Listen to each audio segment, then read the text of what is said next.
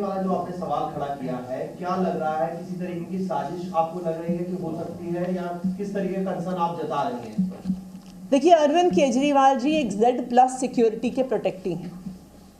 अरविंद केजरीवाल जी इस देश के इतिहास में पहली बार अरेस्ट हुए सिटिंग चीफ मिनिस्टर हैं। हेमंत सोरेन जी की भी जब गिरफ्तारी हुई थी, उन्होंने गिरफ्तारी से पहले इस्तीफा दे दिया था। तो आज ये बहुत बड़ा सवाल है कि एक सिटिंग चीफ मिनिस्टर को जो सिक्योरिटी मिलनी चाहिए, क्या उनको ईडी की कस्टडी में मिल रही है?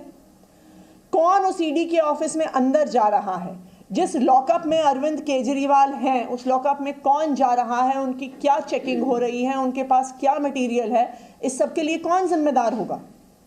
एक कारण है कि एक सिटिंग चीफ मिनिस्टर को, एक संवैधानिक पद पे बैठे हुए व्यक्ति को Z+ सिक्योरिटी दी जाती है, क्योंकि उनके लिए कहीं से भी बड़े सिक्योरिटी के खतरे हो सकते हैं।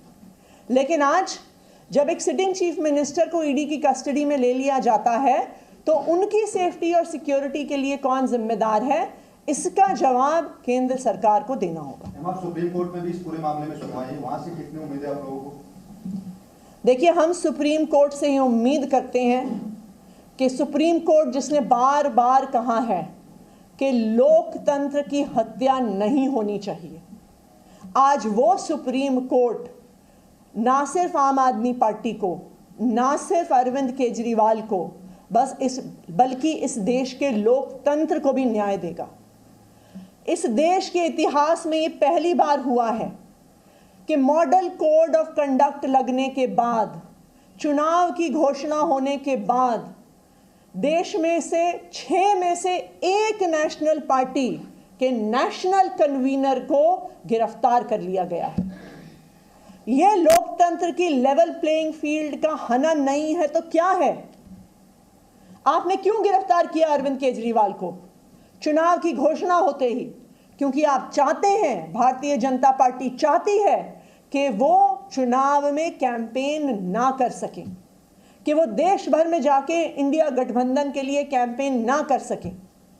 तो ये देश के इतिहास में, इस देश के लोकतंत्र के इतिहास में पहली बार हुआ है। और हम सुप्रीम कोर्ट से उम्मीद करते हैं कि सुप्रीम कोर्ट ने जब भी लोकतंत्र की हत्या करने की कोशिश करी है भारतीय जनता पार्टी ने, चाहे चंडीगढ़ के मेयर के चुनाव में, चाहे इलेक्टोरल बॉन्ड्स के माध्यम से, तो सुप्रीम कोर्ट ने सामने आके लोकतंत्र को बचाया है। तो हम ये उम्मीद करते हैं कि उसी तरह से आज भी सुप्रीम कोर्ट लोकतंत्र की रक्षा करेगा। जी न्यूज़।